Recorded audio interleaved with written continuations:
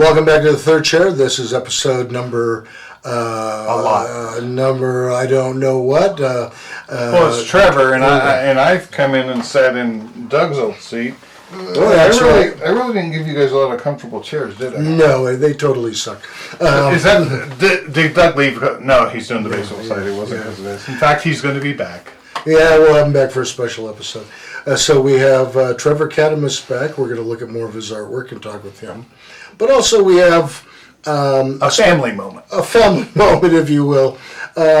We have decided to wrap up producing episodes of The Third Chair, and we're counting down to our final 10, 12 episodes, something like that. And Trevor's our last live guest in the studio, and you're going to figure out the top 6 episodes, and we're going to talk about them. Yeah, the top episodes are not necessarily going to be the best guests who performed the best or anything like that, or who had the craziest story. Just people with meaningful messages or that really came across as family with us. And so we'll pick an interesting selection of episodes to talk about. And then we're going to be moving on to a new project after we wrap up. But we got 5 episodes that you said I can't watch British television anymore. No, you're not allowed to watch British maybe only the British baking show. Yeah, because, well, my wife and I enjoy this show called Taskmaster, and if you ever get a chance to check it out, it's funny. There's a couple of comedians in Britain that did this show with 5 comedians each time they did a set. They made them do crazy things for competition. Well, in my twisted brain, I thought we could do that here. So for the past few months, I've been making Peter and Doug will return for these. And they're with another young couple, and they're all competing against each other. And they've been doing these crazy, ridiculous tasks. And I'm taking over the show, and it's going to be called Producer Doug's Task. We're going to do 5 episodes. And then we bring Doug back for a final episode if he's not so angry at what I did to him. Well, we'll have to wait and see. And then finally, where we're moving on after we wrap up the show and the producer's tasks, a mini-series, so to speak, is we've decided to do our first full-length feature movie. It's all we can tell you about it right now is it's going to be a psychological thriller. Not a slash and gore horror, but more of an old-fashioned psychological thriller. And we're going to have a lot of fun. If you're interested in getting killed on camera, not literally, but that may happen. The surprising people that you've seen on our show may come on and get killed. Who knows? Who knows? Yeah, maybe even some guests off the top 6 episodes. Yeah, and also too, if contributing to making a movie is something that would interest you, we'll look for the usual kinds of help in terms of sound and cameras and the like. Yes. Well, I guess I should get out of this chair because Trevor wants to sit here. That sounds good, and I'm going to get on with the show. As Bugs Bunny would say, on with the show, this is it. Welcome back to the Third Chair. We're here with our special guest, Trevor Cadamus. Thank you. Trevor. Thank you. Yes. You people at home have to see my pain in between trying to get Peter to do what I need to do. We need Doug back because he just slated. Watch this. Oh yes, me and my clicky slate. So, Trevor, last week we talked about a lot of your paintings and some of your work as a carpenter and whatnot, and the whole kind of leading edge painting in a different way in order to use the chroma glasses. And what it led me to think is like, wow, this guy has got to be a technological genius incorporating all the new gadgets. Is this how you roll? No, like I said before, I'm a caveman. I just got a computer 2 years ago, and it was the first one I had since a Commodore 64. So, A Commodore 64? yes, the wife had to show me how to turn. After I opened it up, she had to show me how to turn. That was the caveman model. In the Right. caves, they used Commodore Right. 64. Right. Yeah, some of those Motown singers were probably in their 20s when that Commodore Right. 64 was Right. out. Yeah. I was preteen that time, but yeah, that was pretty much the last computer I had owned up until 2 years ago. Wow.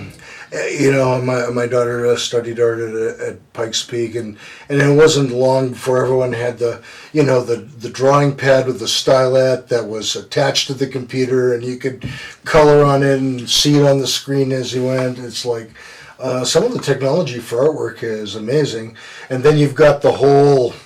There's AI programs like Dolly that will also generate images. Right. Right. I see a lot of that. Which my friend who passed away, he was a graphic artist and he enjoyed painting, but he could never make it past a certain level, I guess.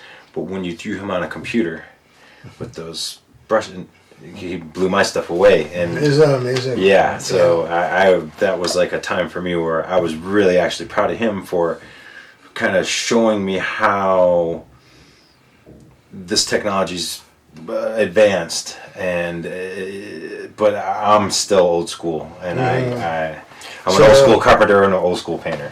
So you haven't put it on your Christmas wish list for your wife to get you one of them digital art drawing pads? I'm just afraid I might like it. They make good paperweights. Yeah, that maybe, because if I like that, and all of a sudden you can basically take my whole entire art studio and put it inside of a little machine. And I enjoy having all my stuff. I mean, there's, and again, I don't think there's anything wrong with using the technology, but there's a certain ambiance and culture that comes with having an art studio and wearing a beret and marching around with a palette of oil paints and calling yourself Pierre and French names. It kind of takes away the danger of oil painting, because you don't really have the room to make mistakes, to where you can't just take the page off or just erase it. Once you start a project, you have to follow through with it, and however it works out, you got to make it happen. It's got that human element, which all the digital stuff in the world does not have the human element. Right. Yeah, but on the other hand, you look in the world of like photography and cameras. I mean, I used to take pictures with film, which is incredibly expensive. Now you can shoot off 3,000 photos, and 2 or 3 will be good. Right. You don't have to know what you're doing. Right. Just delete the rest and then shoot again. Yeah. So there's some place for technology, but I have often wondered, as good as some of the AI drawings I've seen and that, and images, I don't think it'll ever be able to totally compete with the inspiration and the creativity of an artist. This is really dependent on programming what other people have done, not necessarily creating something new. Yeah, I understand that. Some of the AI stuff I see is rather creepy. The way it can morph and change, and it really, I kind of find it disturbing at times. But that's just because I'm old school, and I like my... Nothing wrong with being old school. Yeah. If there's an EMP blast, it'll be the old schoolers that survive. Correct. Bring it on. Yeah. But between now and then, make sure that you're nice to the computer, so when they take over, they still like you. Correct. That's just it. Just to get in nice with them. Yeah. I don't want to be, delete that one. Yeah, right. So people always want to know, how do you, speaking as an artist in general, create time to create and do artwork? For me, it has just become part of my diet. Being a carpenter for over 20 years, 5 o'clock in the morning is a natural wake-up time for me. I don't have to set an alarm. So I like to start painting by about 6 in the morning until whatever job I have scheduled for that day. And depending on how strenuous the job of the day is, that'll kind of dictate if I get back and paint later on in my day. But I have to I try to push myself for at least 4 hours a day. Every day? Almost every day. Sometimes on the weekend, I do have a family, and they do require me to come out of the studio sometimes to eat and maybe watch a movie or something. And that is a good piece of wisdom for you got to remember the people that brought you to the party and right. Show a little love. But they have done really, really well in sacrificing our family time so that I can get the time in to do this, because if it wasn't for my wife and my daughter helping me to strive to be better, they push me to get back in the art. Do what you need to do. This is what you want. Don't worry about us. We'll go watch a movie or whatever without you. And I felt bad at first because I felt like I was missing out on family time, but now things are starting to take off for me, and it's not just for me, it's for them. I'm not doing this for me. I'm doing this to impress my friends, and I have the ability to invoke emotions through my artwork when people see it. So that is my my main payoff, and it's just the juggling the time. I do really well at finding time for the family, finding time to do my work, finding time for my dogs, and then finding more time to paint. You've got dogs too. My dog Bella, she sits at my feet when I paint, and when I was learning how to paint in under 2 hours for the painting classes, you have to explain yourself like you're talking to a class. So my dog Bella knows how to paint paintings. She can't hold a paintbrush. She will sit there and I will talk to her and say, look, now we're going to put the purple on. And with this purple, we're just going to put it on really light. And she just stares at me and smiles and encourages me all the time. So. Have I earned a dog treat yet? Yeah, that's well, I make sure I have a little stash of dog treats for her in there, because if she's really patient with the paintings, then she gets her rewards too. So no dog paintings yet? That's the one the wife told me I needed to do next. I need to do one of my dog Bella, which I've been looking through my photos because she's starting to get a little old. So I wanted something younger, but I have some really good photos of her recently, and I don't know. That's my dog. I have to do one for my dog. Got to do a dog pic. Yeah. Sounds like that's not a suggestion by your wife. So a question for you to consider for the during the break when we come back. What is your biggest barrier to being an artist? What is your biggest barrier to being an artist? We will have you tackle that and other remarkable information tidbits when we come right back.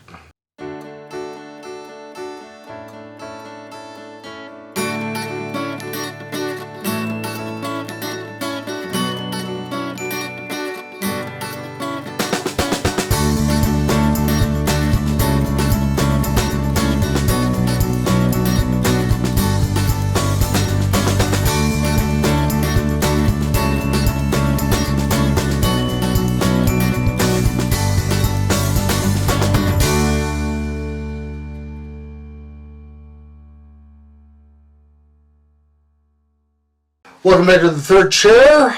I'm Peter. We're here with Trevor. We're having a grand old time. And last segment I put him on the spot and I asked him what he considers his biggest barrier to being an artist. Again, you hit me with a good question there. That I would have to answer. The biggest barrier that I have is basically myself. I feel like I need to push myself more. I feel like I could do better. I feel like I haven't reached out to enough people. And I guess finding a way to market myself. Because I'm not fake. I'm just genuine, and it's just really hard for me to put on that, hi, how are you doing? I just do so better just coming out and being myself.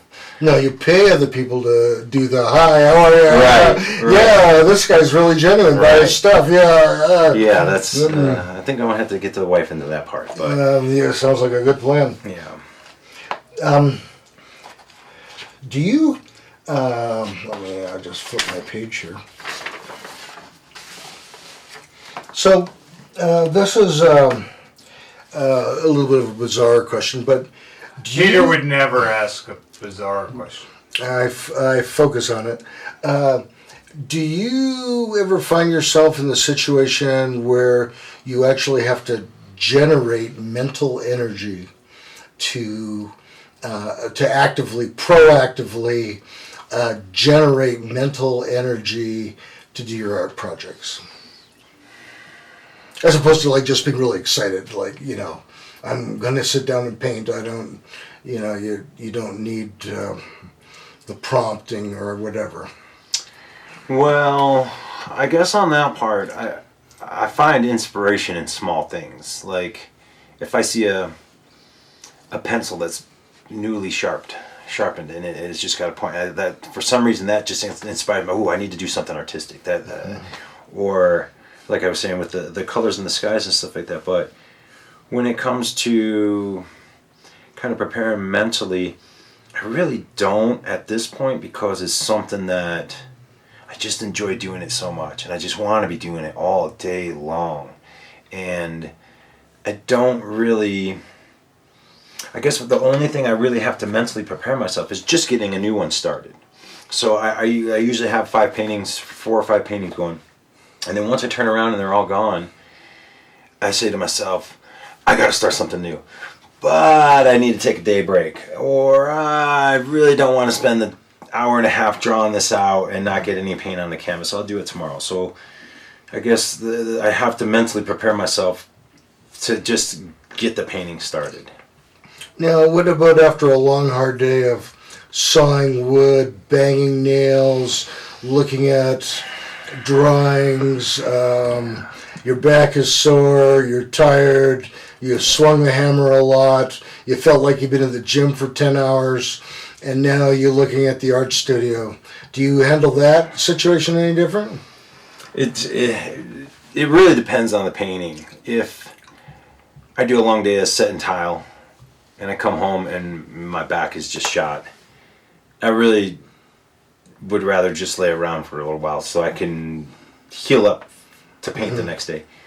But there are times where I get home and I'm super exhausted and all I want to do is sleep, and then I peek into my studio and I go, oh man, that looks off. Maybe I could just get one little layer in to touch this up, and I'll go better at night. And then 2 hours later, I can't sit up straight because I'm still painting. Yeah, And you tell your wife, it's only going to be 10 minutes. Yeah, just 10 minutes, honey, just a little purple. Yeah, she's served me dinner in my studio more times than I really should have, because she just knows once I get in that zone, just let me go. And then both my daughter and my wife know that if they need something from me when I'm in the studio, I usually have my headphones in, so they have to flick the light because they don't want to scare me and jerk and screw up the painting. So they always make sure they flick the light switch on, and that makes me turn around and snaps me out of my zone that I'm in, and I realize how starving I am or how thirsty I am or whatever. I need to do something instead of sitting here for a couple hours. He's doing art with an IV bag. Right. I've been like writing at the kitchen table with headphones on, and my wife and all my kids are yelling at me that, Mom wants to talk to you, and like I don't hear a thing. I'm totally oblivious, and all of a sudden I see fruit landing in front of me, and it's like, what? I'm right here. It's like, you can't hear us. That's the point. Yeah, basically it. Yeah. Do you ever get the equivalent of what writers would call writer's block? Oh, absolutely. It hasn't happened in a very long time, but it would hit me frequently because I would just kind of doubt myself. I don't think this painting's turning out right. Why should I put any more time into it? And I'll get back to it some other time. And then a couple weeks later, I jump back on the painting and finish it, and I think it turned out awesome. And I just say to myself, I got to break out of that. That's the part of the pushing myself to make this a part of my diet, make it something that is at times frustrating, but it's worth it. So I don't really get artist block because, and especially now because I'm branching out into so many different areas. The only thing that's blocking me now is not having a good solid block of time every day to just paint. I have to pull myself away to go do a job. Do you ever not finish a piece because you're afraid that others won't like it or reject it? I really don't care what other people think. I paint what I feel. And if they don't agree with it, then that's fine. That's their prerogative. I'm not here to appease anybody with my art. I'm here to please people with my art. And if there was something that I felt I needed to paint and I knew other people would disagree with it, I wouldn't have a problem with that. Not everybody's going to like the stuff. More people are in the abstract. Some people just get bored with skies or mountains and say the same thing over again, and I understand that. But I don't think I would ever let anybody stop me from doing a painting that I was passionate about because it might offend somebody. It's just, that doesn't matter to me. Do you fear success? Yes. Yes. So all of a sudden, your pieces were selling for $250,000 a piece, and everyone knew your name, and you had your own baseball card, and Right. yeah, that would be something that'd be a little scary. Absolutely, because I'm rather private in my home life. I don't post most of anything about my personal life online. I don't join into troll factors of jumping into people's discussions or whatever. But I do have a family support, and they've put in just as much time with this as I have, because they allow me. They do things without me, knowing that this has a chance to make a better future for us. And I don't want to have my face plastered all over the place. I rather like my privacy, but I understand there are going to be people that are going to want to know me, and I'm always open to meet new people because I'm a people person. I like being around new people, but when it comes to being successul, it is kind of terrifying. I don't like to really travel. Sure. I'm more of a homebody, and all I know how to do is paint. So going to Hawaii for a week doesn't sound too exciting for me unless I can bring my easel and take photos and paint while I'm there. And that's a good question that you can ponder for the break. Are there parts of the world that you would like to go see primarily as inspiration for painting, like Italy or Paris or New Jersey.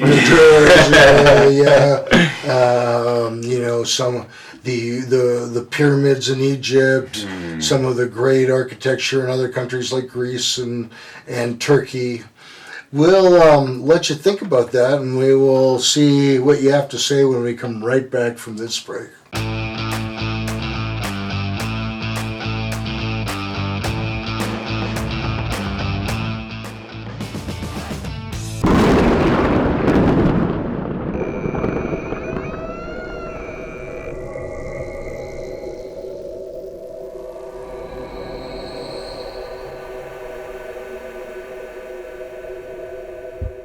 Welcome back to the third chair. I'm Peter. We're here with Trevor, artist and carpenter. And I asked him at the end of the last segment if there was a part of the world that he'd like to go to that would serve primarily as an inspiration for any of his paintings. And we'll see where he wants to go. This might even be news to his wife. Ooh, yeah, get me in trouble on that one. I guess one of the places I've always wanted to go was the Amazon. It's just beautiful with the jungle canopies, all the greens that come through, but then you have all the wildlife, which is very colorful, with the way the streams and everything run through. I always want to do that, but I know that the Amazon will kill you. I was just going to say, I've been down the Amazon River several times in Peru and Ecuador. They've also got these really amazing pink dolphins, which actually pink-colored dolphin that swim in the river. They got all kinds of giant snakes, some of them venomous. And Peter likes snakes. I like snakes, especially if they're venomous, from a distance. The foliage and stuff is amazing. Yeah. It's just a lot wetter. They call it the rainforest for a reason.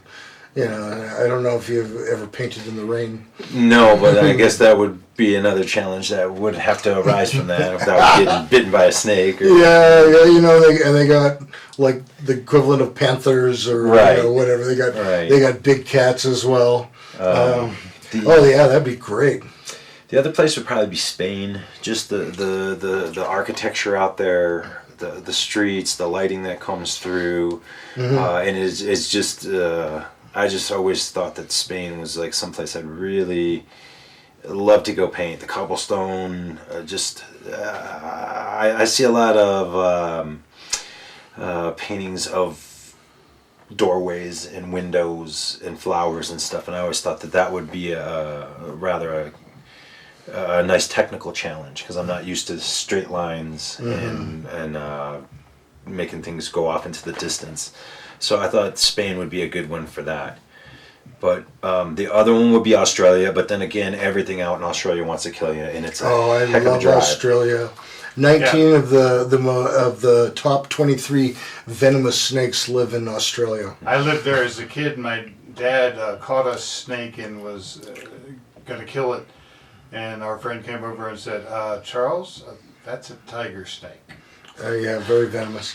But for having all these venomous snakes, what's really interesting about Australia is they actually have very few snake bite deaths because their medical system is so good at addressing snake bites. They've got technology where they can swab a bite and it'll tell you exactly what snake and what antivenom's needed immediately. Wow. A funnel web spider, that's a little bit... The male funnel web spider in particular is very venomous. And then of course you've got giant crocodiles, great white sharks, box jellyfish that'll kill you. This is why I don't swim in the ocean, because it's a soup pot and I'm a piece of meat. Something's going to eat me. Yeah. I don't care if you're Michael Phelps, the smallest goldfish can outswim you. So. Yeah, that's right. Yeah. The trick is you just got to be able to outswim whoever you're there with. Correct. Correct. And coming from Michigan, I grew up around the water. I just don't like the open water. That's just something, I've been to the Virgin Islands and it's beautiful. The white sandy beaches and 5 different kinds of blue sitting right in front of you. And it was just amazing, but I just not one for the open water. Yeah, I'm a landlubber. Landlubber. Yeah, I grew up scuba diving in Vancouver, and although the Pacific Northwest, you don't have the same kinds of dangers other than 35-foot killer whales and giant octopuses. But they're. Have you ever thought about painting some underwater stuff, like a big orca whale or? Well, the shark is definitely on my radar because I just find them terrifying. Even though the only thing you really have to worry about is the face. Once you get past the face, you should be all right. But the way the light reflects through the water and kind of puts that sheen on it, I really want to try that, but I just have to find the right photo. Because if it's going to be anything, it's going to be a shark. I'm going to face my fears. I'm just going to jump right into a shark. If I maybe start with a dolphin and work my way up, some fish. I'm going to start with a rainbow trout. And then slowly work my. But no, I think now I'm at a point where I think I could jump in and try some great whites or something like that. Sure. You ever thought of getting in a shark cage with a great white in the water? I have no. I mean, really, just to emblazon that on your memory? No. Just don't enjoy peeing in a wetsuit. Hearing myself breathing heavily in a mask. Watching a great white snip like a twig your protective shark cage. I've never. No, I wife and I are watching TV late at night and shark stuff comes on. She's like, "You sure you want to watch that late at night?" And I'm like, "Yeah, you're right. I should probably just go to Puppies or something else that's not going to give me nightmares." Oh, that's fantastic. Although you took on the grizzly bear on that. Yeah. I mean, that was. Well, Yeah, like I that's say, grizzly ferocious. bear, at least I got a chance to, try and play dead. You try and play dead with a shark, and it's just going to eat you. Yeah. And the grizzly bear is definitely the one if you're faster than your friend. Right, Okay. right. Yeah. The what about? Have you done a wolf yet in terms of a painting? Not yet. That I do have some reference photos that I was looking through for that. I definitely, because of the whole Colorado thing, I want to try more like a mountain lion, the wolves, just more of the animals more native to Colorado. Like reptiles, like I did the cobra painting. That one turned out all right, but I didn't put my full in. That was only like a 2-hour painting. I would put in a good 20 hours and get every scale and all the light, and I think it would drive me insane. For a mountain lion? Or no, for like a snake or reptile or Oh, something. yeah. With the scales, I think that would. Where we are here in Colorado Springs, there are actually quite a few mountain lions. We've Doug and I were part of this writers group where there was someone who was a farmer just down in Canyon City, and they actually had to shoot 4 cougars, one that was trying to kill her livestock, and one that actually charged her. Wow. And of course, Fish and Wildlife come out and investigate, and she had this picture of this like 200-pound male cougar, big cat. I'm sad that the cat was shot, but if you're going to be the next meal, you might not have a choice. Right. Yeah. I can see how that can be terrifying because I'm afraid of my brother's little cat. He is super mean. Now you put that times 200 pounds. I make sure that practice safety in the mountains. Yeah, that's a good idea. Let me change directions here a little bit. And I'm not asking for personal details, but just sort of an idea in general. Have you ever had to or wanted to create art in the middle of either a lot of mental pain or physical health issues? And how did you carry on at that time, or were there times when you didn't carry on? Well, when it comes to my painting time, my mind tends to wander. So if I'm at a place where I don't want to think about things, art kind of has to take it back, or takes the forefront, because it can come to a point where it gets distracting. But there are times where sometimes things go on and I just need time to sit and think about it, and I'll sit and paint. But then a couple hours will go by and I didn't even realize I got so much painting done because my mind was wandering. And then my paintings tend to seem a little off. Mm-hmm. I think I need to stay a little more focused when I paint, and not let the outside world in when I'm in that zone. Yeah, of course. Also, art therapy has been wonderfully helpful for people struggling with depression or grief or recovery from childhood trauma. So it just seems like sometimes it's just what the doctor's ordered to do it when you're feeling lousy, and sometimes it's like I feel too lousy to really embrace it. Right. I would love to do something where I could help people with, say, an art therapy class, a couple-hour class, whatever. I think that would be the soup for the soul. For sure. Well, when we come back from our break, the question I'll have for you is, how do you choose a meaningful project? I mean, you can paint anything you want. How do you decide which project's next, and if there is special meaning to what you're going to do? How do you make that decision? And we'll answer that when we come right back.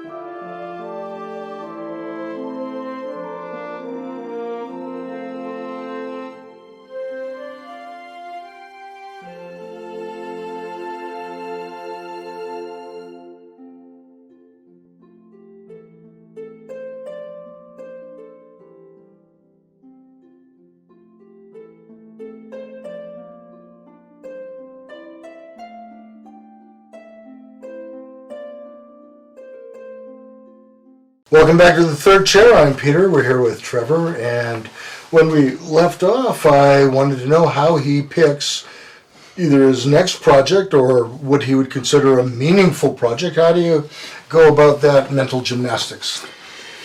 Well, I spend a lot of time scrolling through different pages online, say something with skies, and I'll see a sky that I like, but I'm not too happy with like the foreground or whatever. So I'll find other paintings or other pictures that kind of combine together.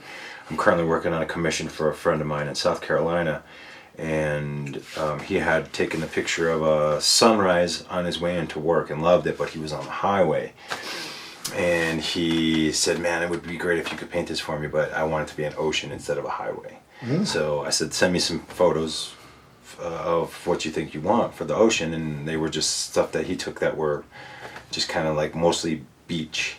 And so I found 4 different pictures of different raging ocean, calm ocean, wavy ocean, and sent it to him. He picked the one, and I was able to combine it. But when it comes to being inspired, I guess it really comes down to my friends saying, hey man, you should try this. Or, whoa, did you just did good on the bear. Why don't you try a tiger? Okay, yeah. So I'll push myself.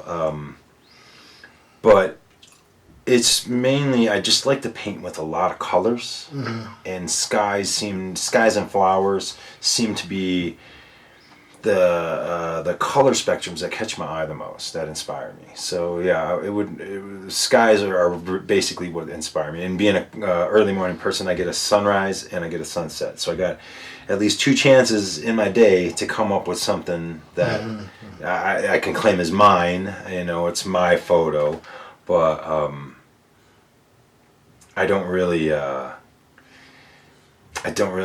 picky as to what to paint, and especially at this point, I just want to try everything and push my boundaries. So we have some of your animal work. Let's take a look at what you got.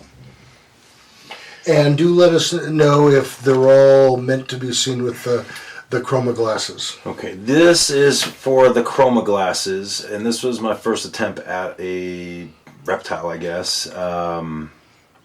Cobra, and it works really well with the glasses. The cobra actually sits off the canvas, and the background kind of goes back at an angle. So once I did this one, I thought, well, maybe I should try some other animals. So nice. I like the cobra. I did this one next, and it's acrylic, and it is works really well with the glasses, to where the face is out and the water's splashing underneath the bear. So I assume that's a grizzly bear. Yes. And a big grizzly bear. Yeah, just charging in the water, knee-deep water, which you can't really run away from. So it's kind of a creepy, terrifying experience, but... With the glasses, I think the claws in particular just really stand out. Yeah. It's like, man, that bear takes a swipe out of me, I'm Swiss cheese. Yeah, I appreciate you seeing that too, because not many people caught that one. Yeah. And then this is another acrylic. I think it was only my second time ever attempting a tiger in my entire life. So, and the last time was probably about 10 years ago. And this works really well with the glasses, to where the back leg is in the back and this paw is sticking out and like almost off the canvas, and then the head is at the canvas plane. And again, I'm not an animal painter, and I don't paint with acrylics, but I'm relatively happy with the way these both turned out. Yeah, I like, you get the impression that's a really big cat. Yeah. And with the glasses on too, the claws look awesome. I noticed that. And you get the sense that this cat's coming to eat you. Right. That's what I was trying to get across. It's the same look that Mr. Producer's cats give when he's not fast enough getting out dinner. Oh, they have to have their soft food. Yeah, exactly. And this one, the world hasn't even seen this one yet. I just brought it here. I just finished this one a day and a half ago, and I've only shown a handful of people, and so I'm not one to do fantasy art, but this really stood out to me, and I thought, well, if I could do those, maybe I could try dragon. The wife loves dragons, and it really works well with the 3D glasses. And I had spent the last week painting black and white all week, so I didn't really work with colors. And it helps to reset my palette. So trying to figure out what colors look like in black and white, and then turning around and painting something like this, I feel like it came out really bright, really vibrant. And So, you sure get the idea that flame was hot. Coming out of its mouth. Right. And you said that this was fantasy. You mean dragons aren't real? well, they could be. Peter, they're not real, sorry. Peter is Santa. Yeah, man, I'm heartbroken. Well, that is fantastic stuff, and we're glad we could show that. We will move on to a couple of other questions. Were you ever told, or was it ever a factor in your life of people criticizing you when you're young and like saying, you'll never be an artist, or you kind of suck at drawing, or did you ever have to deal with messages like that from the past?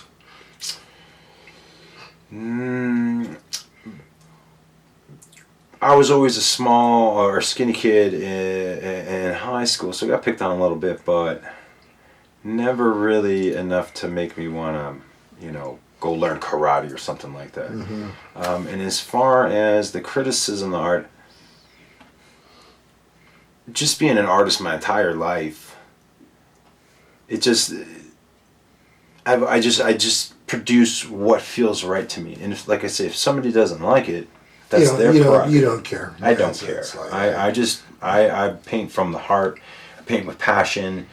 I try to put a little bit of me inside of every painting, and I handle rejection well. That's not, I'm not, if somebody says, well, I don't like it, hey, that's fine, it's not for everybody. I understand that. Like, abstract art's not for me until I got the ChromaDepth glasses. Now I can't get enough abstract art to go look at, because it's a whole new experience with the glasses.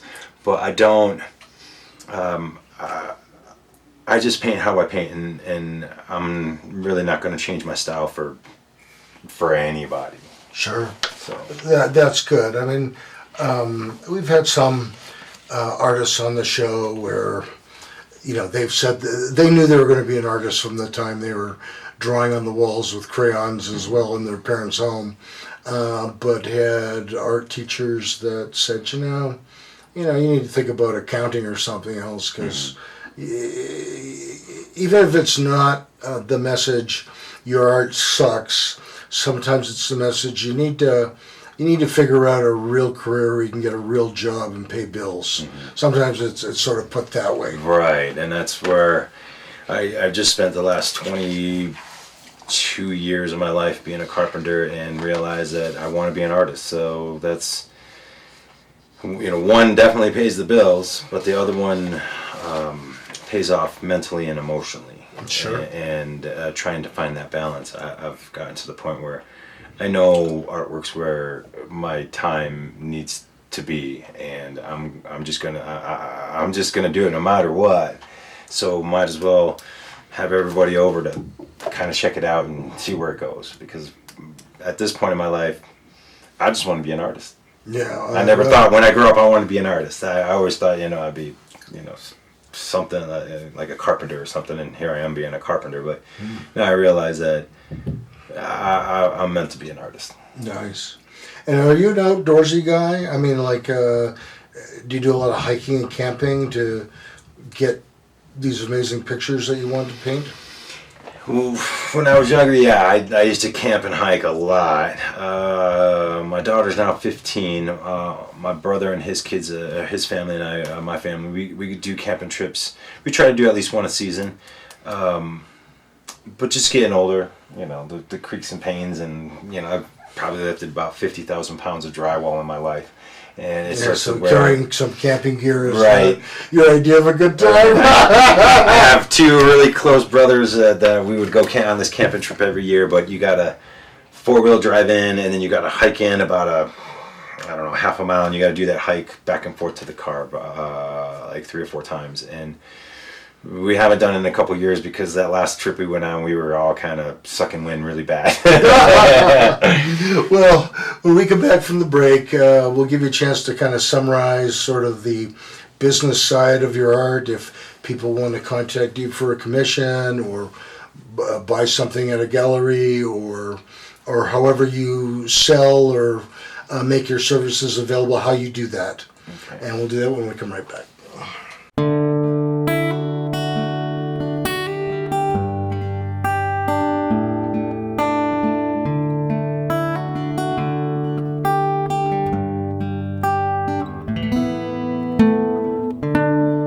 Hi, I'm Peter from Pikes Peak Recovery Coaching, and as you know, I do help people with drug and alcohol recovery issues. I love to help people get better, but I also offer a variety of other services, including regular life coaching services. I've helped several people write and finish a book. I've helped a doctor that was in medical school graduate and then get into a residency. And I also actually have quite a background in mathematics, and I do some math tutoring for the GED as well as the ASVAB for those that are thinking about a career in the military. So my contact information is on the screen. Please send me an email or a text, and we can talk about some of these services and how I can help. That's Peter Grigg at Pikes Peak Recovery Coaching.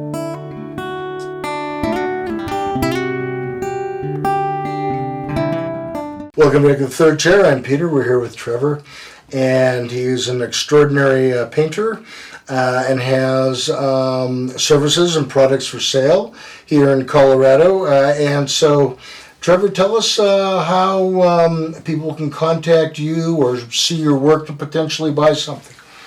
So that would be on Trevscapes on Facebook, TREVSCAPES, Trevscapes.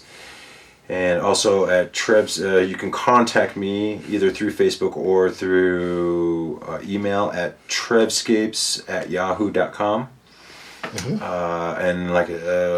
I do usually have a lot of artwork up at Lightspeed Curation on 25th and Cucharas in Old Colorado City. I do have on and off work for the open calls at Cottonwood. Center for the Arts. And I'm currently, I do have a couple other shows, but they're not going to be till next year, so I'm not exactly sure when the dates and when the times of these shows are going to be. I just signed up for another one yesterday, and so yeah, come down and support local art. That's the place to be. We have a ton of galleries here in town, and all of them could use our help, and just being able to get out and have an experience on the first Friday it's a lot of fun. Yeah, I've started doing that. It's a lot of fun. Yeah, a lot of tremendously good artists here. Everybody thinks it has to be Santa Fe or New York or LA, but the art here is amazing. Right. Yeah, so suppose someone was thinking, I'd like a wolf in acrylic that I would look at with the glasses. When they contact you, is it important that they share sort of like what their budget is early in the conversation? So you have some sort of idea, is it going to be a little one or a bigger one or whatever, as well as their concept? Or how do you work? How do you gather information for a budget? That's negotiable, because if it's not highly detailed, it's going to take less time, and I really don't see charging an arm and a leg for something that can only take me a couple days. But if it's something like I say, if I paint in oils, it does take a couple weeks per painting, and it's just on and off. I get one layer in, and then it's got to sit for a couple days and dry, and then I can put the next layer in. So when it comes to contacting me, we've got the stuff out there, and it's just a matter of kind of coming to a point where you like what's been produced pre-production with a sketch or some photos kind of real whatever, easy painting, or a photo, and then we can go from there, because I paint better if I can see something. If I can see it, it turns out more realistic. Sure. But without it, my imagination, like if I had to paint something like that dragon out of my head, it wouldn't look right. So what if someone wanted a picture of something you've never ever done before? Something crazy. Let's say a Komodo dragon or a big crocodile from Australia. Does that change the discussion, or as long as they got a photo, so you have an idea of the concept? Well, like I say, if they have a photo for the concept, it makes it a little easier. But what I would do if it seemed like it was something that was very difficult, I would paint it in a small format first, just so I could kind of feel if this is going to go my way. If it's something that I feel like when I'm finished, I feel accomplished with it, and it doesn't feel cheap or quick or just something I did to appease somebody. I'd want to make sure that I was able to paint it with passion, so that when the person got it, it would translate. So I would be down to try, say, like a Komodo dragon, but like I said, I would just have to have the right reference, and then I would have to do a little experiment on it. And if the experiment goes well and feels right, I don't even have to finish it. I can just say, yeah, we're good to go. I think I can do this, and Nice. we go on to it. And do people get a discount if they want a fluffy bunny as opposed to a Komodo dragon? I don't know. I think the fur would be a lot harder than the scales. That's for sure. All right. So the fluffy bunnies. Fluffy bunny might be up there. Yeah, pay a little more. Um, Well, thank you, Trevor. You've been a wonderful guest. Thank you so much. And thank you for showing your artwork. We're so grateful. Please like, share, subscribe, and hit the bell notification icon so you know when we've uploaded another episode. Good night from the third chair.